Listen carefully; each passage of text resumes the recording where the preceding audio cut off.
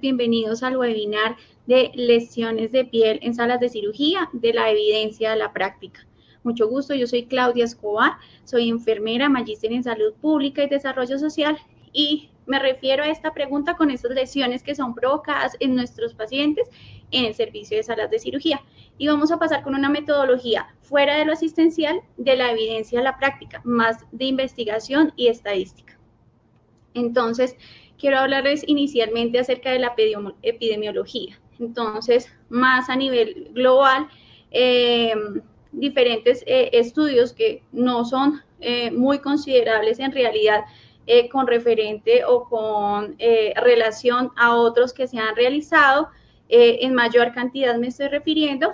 A nivel hospitalario, la epidemiología de las lesiones de piel está investigada sobre todo en Europa, en Estados Unidos, y a nivel de Colombia encontramos solamente en realidad uno de mayor relevancia o de mejor muestreo para poder tenerlo en cuenta estadísticamente. A nivel hospitalario, entonces, en la última encuesta de lesiones de piel y úlceras por presión de España, encontramos una prevalencia en el 2017 aproximadamente el 14% de lesiones de piel en cirugía, versus la que se ha presentado en el 2003 en la encuesta con una prevalencia del 40%. Sin embargo, disminuye, pero esto puede ser debido pues a subregistros o falta de identificación de esas lesiones de piel y a su vez del tratamiento de ellas. Entonces, no son registros en realidad fiables y los estudios dan como conclusión ello. En los diferentes tipos de unidad los hay, pero pues lo que hoy nos reúne es el servicio de salas de cirugía. ¿Qué nos muestra la evidencia ya a nivel un poco más local? Entonces, en Colombia encontramos un estudio que indica una prevalencia de lesiones de piel como epidemiología a nivel Colombia en ciertos hospitales que se realizó y son esas lesiones de piel relacionadas directamente con el cuidado al paciente. En esta prevalencia, entonces, se pudo obtener que el 16% de esas lesiones por presión son adquiridas en unidades quirúrgicas que ellos llaman, no aclara si es en el postquirúrgico o en el intraoperatorio que son adquiridas, pero pues es una prevalencia bastante alta y relevante, no sin ello dejar de entender que es muy necesario seguir generando estadísticas y ser muy minuciosos, porque frente a mejores números acerca de estos eventos adversos que ocurren en nuestros pacientes, pues mejor medios o procesos vamos a tener para poder recuperarlos y tener mejor calidad para ellos. En este segundo artículo que les enseño, entonces es un metaanálisis y una revisión sistemática que se realiza y se hace a 3 subgrupos, enfermeras profesionales, estudiantes de enfermería y auxiliares de enfermería. En este estudio llegaron a encontrar en este metaanálisis que al practicar una encuesta en la cual ellos evalúan tanto los conocimientos de prevención de lesiones de piel, tanto como los conocimientos que tienen al identificar esa lesión de piel, evaluarla y tratarla, encontraron que la mitigación del riesgo y la gestión del riesgo en cuanto a prevención de esas lesiones es muy baja. En los 3 grupos, tanto en estudiantes, enfermeras profesionales como auxiliares de enfermería.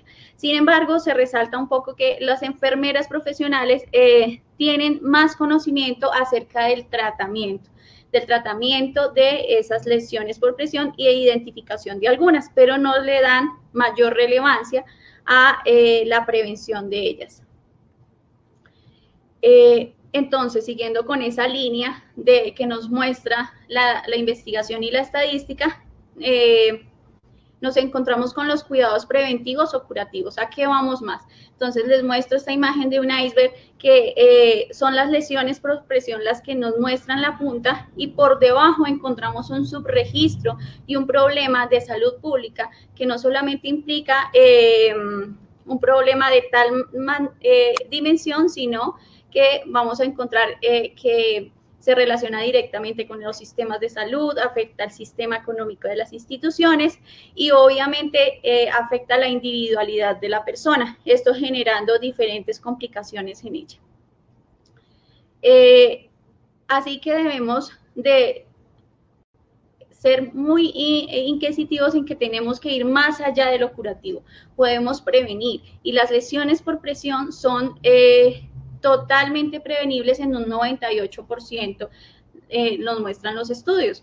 Entonces podemos minimizar ese riesgo que tiene el paciente, como identificando ese riesgo, previniéndolo, haciendo una buena valoración, esa identificación del riesgo y posterior a ello pues su mitigación. ¿Cómo lo vamos a hacer? Entonces vamos a valorar e identificar ese riesgo por medio de diferentes herramientas que nosotros conocemos comúnmente en nuestro quehacer, las escalas.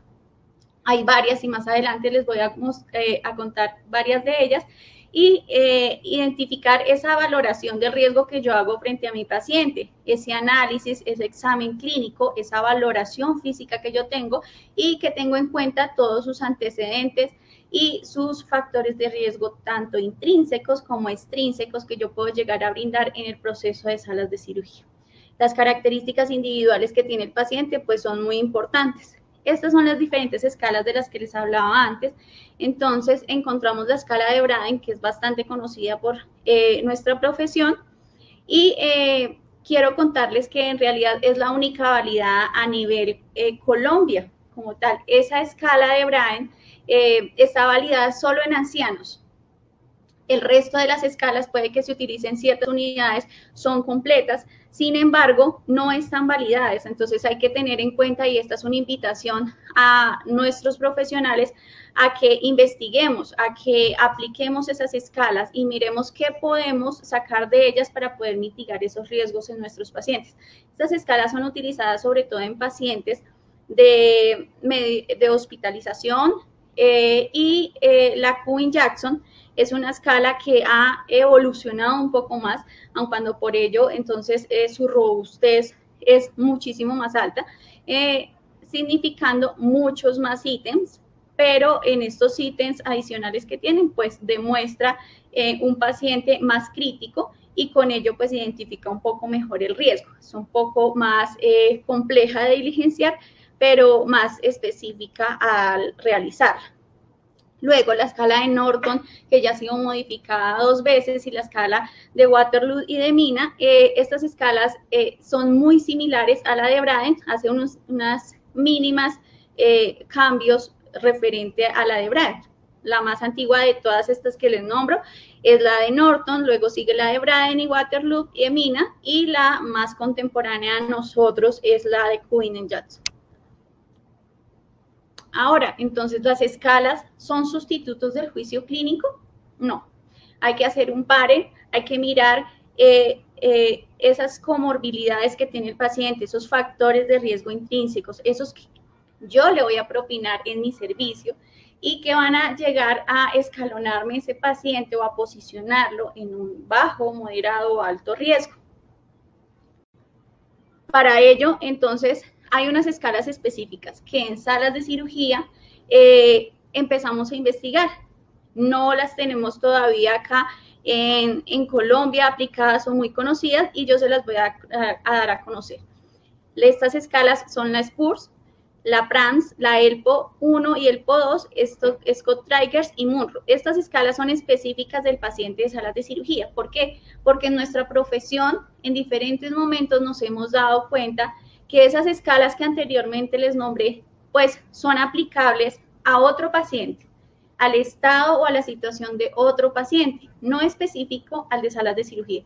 Y sabemos que en salas de cirugía tenemos pacientes con anestesia general, con anestesia regional, eso hay que tenerlo en cuenta, con pacientes que pueden llegar críticos, con vasopresores, que tiene mucho que ver el acondicionamiento del servicio, que tiene una temperatura bastante baja, el paciente va nada vía oral y eso ayuda a que su termorregulación no sea tan satisfactoria como la requiere el cuerpo.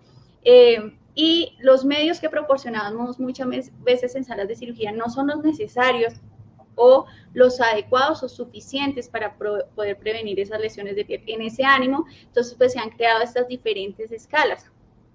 Ninguna de ellas validada, por ejemplo, en Colombia, pero poco a poco la idea es ir innovando, actualizándonos y sacando más herramientas que nos permitan facilitar esa identificación del riesgo que tiene nuestro paciente y con ello prevenir una lesión de piel.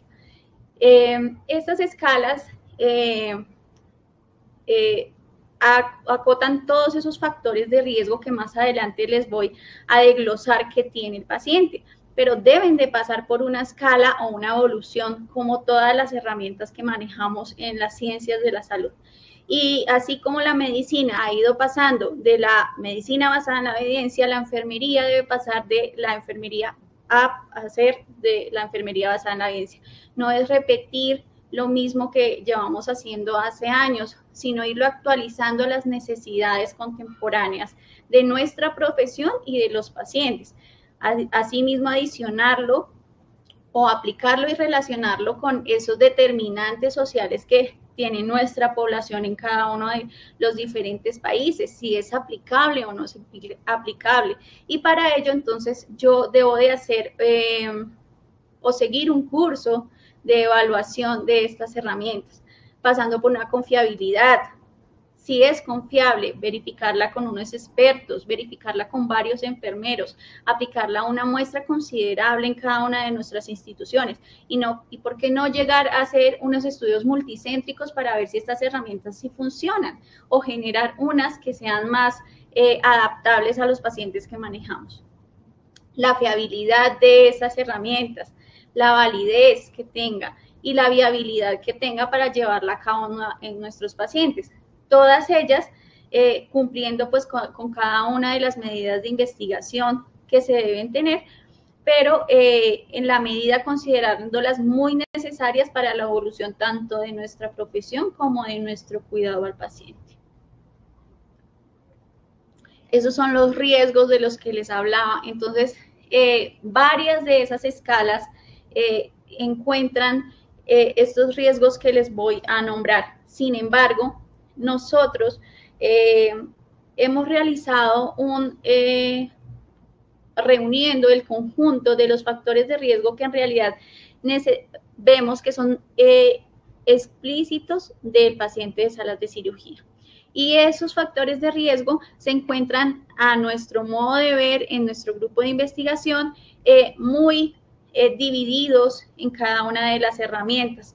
La más completa de ellas es la del PO2. Sin embargo, pues tiene ciertas cosas que en un proceso de investigación podemos ver que no aplica muy bien y podemos añadir otras de las diferentes escalas que hay. Nosotros reunimos estas 6 escalas y sacamos diferentes factores de riesgo que finalmente los estamos poniendo en un proceso de investigación para poder generar una escala que se adecue al paciente de salas de cirugía que manejamos, que puede que se adecue al de muchas instituciones más. En esta identificación del riesgo, entonces, partimos de dividirlo en fases. Primero iniciamos con el perioperatorio. ¿Y qué nos podemos dar de cuenta en el perioperatorio? La mayoría de nuestros pacientes vienen con un resultado de hemoglobina. ¿Por qué? Porque la mayoría de los pacientes que vienen a salas de cirugía van a tener una pérdida sanguínea sí o sí. Y debemos tenerla en cuenta porque eso afecta su hemodinamia y por tanto afecta la integridad cutánea que vaya a tener durante el procedimiento. Debo de tenerla en cuenta porque ello va a decirme después que puede ser un paciente que vaya a requerir cierta transfusión y que su cirugía puede que se extienda más de lo que requirió el cirujano. Voy a tener en cuenta las comorbilidades. De ello puedo darme cuenta en el perioperatorio y en la valoración que se tiene de enfermería antes del ingreso al quirófano. Voy a tener en cuenta esas comorbilidades porque muchas de ellas, las enfermedades vasculares, las enfermedades respiratorias, las enfermedades vasculares y cardiovasculares tienen mucho que ver con ese factor de riesgo que ya es intrínseco del paciente y que me da una alerta para saber que más adelante voy a tener que tener ciertas medidas de mitigación del riesgo de esas comorbilidades que ya trae porque son inherentes a él, no las voy a poder cambiar. el índice de masa corporal. De muchas escalas lo tienen en cuenta, tanto estas quirúrgicas que al final les mostré como las iniciales, porque el peso y el estado nutricional del paciente tiene mucho que ver con la integridad cutánea que vaya a tener y con la posible lesión de piel que pueda llegársele a causar. Entonces, debo de saber si el paciente es eutrófico, obeso, si tiene una desnutrición y tenerlo en cuenta en la mitigación del riesgo. También debo de tener en cuenta la movilidad. La movilidad es muy importante a la valoración inicial de enfermería. Yo debo saber si el paciente en qué estado viene, si la deambulación es segura, si requiere de algún apoyo, si tiene alguna pérdida de su motricidad o movilidad que le impida posterior a la cirugía movilizarse de una manera adecuada, y eso pueda llegar a caer en un riesgo de adquirir una lesión de piel en recuperación por falta de movilidad, y no porque no pueda no porque yo pueda cambiar esa movilidad del paciente, sino porque debo tenerla en cuenta para ese postoperatorio para poder cambiar el paciente de posición. Él no se va a poder cambiar, y si tengo en cuenta esos simples detalles, voy a poder actuar frente a ellos. La edad. Las investigaciones nos demuestran que el 68% de las lesiones por presión, por lo menos en el estudio que se hizo a nivel Colombia, presenta más en los mayores de 60 años, mayor prevalencia de esas lesiones de piel. Entonces vemos que en las edades extremas es un factor de riesgo para propiciar estas lesiones de piel, y yo debo parar con ese ciclo. En el intraoperatorio, entonces en el intraoperatorio yo voy a tener en cuenta para poder posicionar mi paciente antes de que empiece el acto quirúrgico, porque sabemos que el servicio de salas de cirugía, al posicionar un paciente e iniciar el acto quirúrgico, es muy difícil luego de ello cambiar el paciente de posición, porque va a interferir completamente con el acto quirúrgico.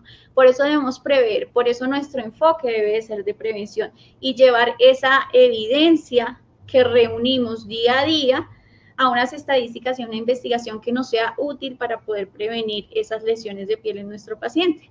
En el interoperatorio, entonces, ¿qué vamos a tener? En cuenta el grado de asa que tiene el paciente. Si es una asa considerable, eso nos lo da la valoración preanestésica, bajo otros factores de riesgo. Sin embargo, son importantes a nosotros, y todo paciente que entra a salas de cirugía, a menos que sea un procedimiento bajo una anestesia local que no requiera un anestesiólogo, siempre va a tener esta valoración, y nosotros como profesionales de enfermería debemos de tenerla en cuenta como conjunto quirúrgico que somos. Luego vamos a tener la perfusión tisular y oxigenación. ¿Y cómo vamos a tener en cuenta este factor de riesgo? Es un factor de riesgo tanto intrínseco como extrínseco. Intrínseco porque puede partir de esas comorbilidades que tiene mi paciente, pero también puede salir producto de ese acto quirúrgico que tengo, un sangrado masivo, unos antecedentes cardiovasculares que debo de manejar con diferentes vasoactivos, y eso no va a permitir que la perfusión tisular y oxigenación de la piel sea adecuada, y ello me va a llevar a que el paciente sea proclive a adquirir esa lesión de piel. El posicionamiento quirúrgico. Los posicionamientos quirúrgicos en salas de cirugía son directamente proporcionales a el acto quirúrgico que va o la necesidad del cirujano para poder llevar a cabo su procedimiento. Entonces vamos a encontrar que el paciente puede llevar un posicionamiento quirúrgico de supino, de prono, que son de los más altos riesgos, de un Trendelenburg, y esos diferentes posicionamientos van a generar una presión o un aumento de presión de esa carga de índice de masa corporal de mi paciente, también llevado a cabo por otros factores como el apoyo de los cirujanos, los diferentes aditamentos que utilizamos, y eso va a ir sobre una superficie de apoyo. Ese índice de masa corporal nos lleva a ese nuevo ítem, y es la superficie de apoyo, y esas superficies de apoyo, las estadísticas y las investigaciones nos muestran que las mejores o las más válidas para poder prevenir esas lesiones de piel son las superficies de apoyo de gel, las superficies viscoelásticas y los apósitos hidrocelulares que pudiéramos llegar a utilizar para prevenir esas lesiones de piel en nuestro paciente. Hay unas prácticas que poco a poco la evidencia nos ha ido retirando y por eso es tan importante que como enfermeros mantengamos actualizados, y es, por ejemplo, el uso de las donas de algodón, de los flotadores, de diferentes aditamentos de espuma que no nos generan la seguridad necesaria para prevenir esas lesiones del paciente. Sin embargo, hay que tener en cuenta que hay instituciones que puede que no provean estos aditamentos. Sin embargo, por eso es importante estar actualizados y a la vanguardia para tener argumentos propicios y de peso para poder llegar a considerar la necesidad de utilizarlos para prevenir, y porque es una práctica totalmente costo efectiva. La temperatura. Como les decía, el paciente en salas de cirugía viene totalmente nada vía oral, en la mayoría de los casos. Este paciente va a entrar desnudo, eso también va en contra de su temperatura, y en las salas de cirugía casi siempre tienen una temperatura muy baja. Por eso es tan importante, y la investigación ya no lo ha demostrado, la evidencia ya no lo ha demostrado, y los diferentes estudios, que mantener la termorregulación de los pacientes es muy importante, y tener en cuenta también cuando disminuye esa termorregulación o aumenta en su defecto, hay que considerarlo porque es un factor de riesgo para que mi paciente vaya a adquirir una lesión de piel, y me genera una alerta para que al finalizar ese acto quirúrgico yo esté al pendiente de cómo continuó esa piel después de mi valoración inicial. La técnica anestésica, ¿qué técnica se va a utilizar? No pone en igual riesgo un paciente que se le brinda una anestesia regional, una anestesia general, una sedación. Esto lleva a una diferente forma de que el paciente pueda llegar a sentir determinada necesidad de cambiar de posición o determinada lesión en su piel, y por eso debemos tener en cuenta la técnica anestésica. En el posoperatorio, entonces, vamos a tener un tiempo quirúrgico muy en cuenta, porque muchas veces este nos lo marca el cirujano, y podemos prever con la programación de esos actos quirúrgicos qué aditamentos vamos a utilizar para prevenir esas lesiones de piel. Sin embargo, también en el posoperatorio tenemos que tener en cuenta el final de ese tiempo quirúrgico. ¿Cuál fue el verdadero tiempo que duró el paciente en esa posición prolongada que tiene por su acto quirúrgico? Y la vamos a medir de 1 a 2 horas, de 2 a 4 horas, mayor a 4 horas, mayor a 6 horas, y cada una de ellas nos va a posicionar a nuestro paciente en un diferente rango de riesgo para tener en cuenta esa valoración de piel que yo voy a hacer. Los apósitos. Los apósitos son un gran amigo adicional de las superficies de apoyo, las superficies gelificadas, las superficies viscoelásticas, que como les decía son las que tienen mayor evidencia de protección de esa lesión de piel.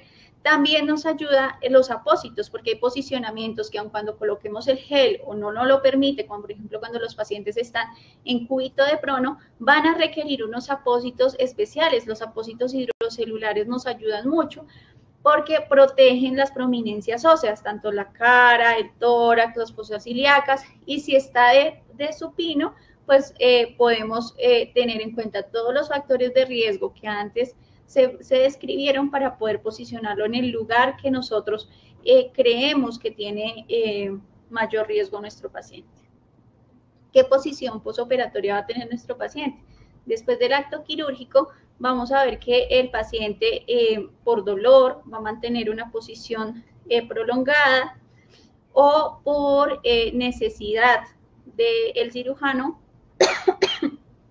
para conservar la cirugía y llevarla pues a cabo en su totalidad en un éxito. Entonces ese posicionamiento en ciertos procedimientos quirúrgicos como de columna o por el dolor del fémur, de la cadera, del tórax, el paciente no se moviliza adecuadamente. Y esa posición hace que presente un riesgo de lesión de piel mi paciente en su posoperatorio. El sangrado quirúrgico es otro factor de riesgo que vamos a tener muy en cuenta. Si ese sangrado quirúrgico es mayor a 400 mililitros, las estadísticas nos han dado que en los adultos representa un gran riesgo de que el paciente pudo adquirir una lesión de piel o la va a poder adquirir en su posoperatorio, ya sea en recuperación o en hospitalización. Es de ahí que debemos coger todos estos factores de riesgo, tenerlos en cuenta, manejarlos, mitigar ese riesgo con las diferentes superficies de apoyo que tenemos, con la valoración y el juicio clínico que tenemos, y con ello pues llegar a poder mitigarlo lo más posible.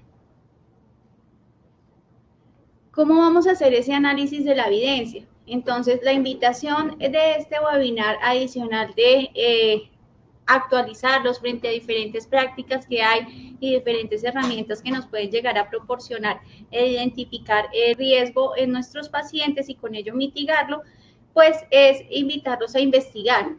En enfermería es poca la investigación que se tiene y con ello entonces no vamos a llegar a que la enfermería evolucione bajo una práctica basada en la evidencia. La práctica la tenemos a diario y tenemos muchísimas facilidades, que nos falta un poco de disciplina. ¿Cómo vamos a documentar esa práctica profesional? ¿Qué eventos adversos se presentan? ¿Qué debemos documentarlos? Que eso no va a tener ni o una relevancia punitiva frente a la persona que lo identifica o que lo crea, sino más allá es un ciclo de calidad que se va a presentar frente a esos eventos adversos para poder llegar a un puerto seguro para el paciente y a brindarle la mejor de la calidad a nuestros pacientes. Y con esos eventos adversos ya identificados, sin generar un subregistro, vamos a generar unas estadísticas y con ello se va a poder estandarizar procesos, se va a poder estandarizar qué debo hacer en determinado momento. No va a ser una receta exacta, pero al juicio clínico profesional nos va a ayudar estas herramientas, las escalas, nuestros conocimientos, identificar esos riesgos intrínsecos y extrínsecos que tiene el paciente, los que yo le voy a propiciar, por ejemplo, en el servicio de salas de cirugía o en cualquier otro servicio, y ello me va a llevar a la investigación, a que necesito investigar cuáles son las mejores prácticas, qué me demuestra la evidencia, qué hay de actual, y yo que veo que puedo de una manera analítica y crítica proporcionarle a mis pacientes para generar un mejor cuidado en ellos.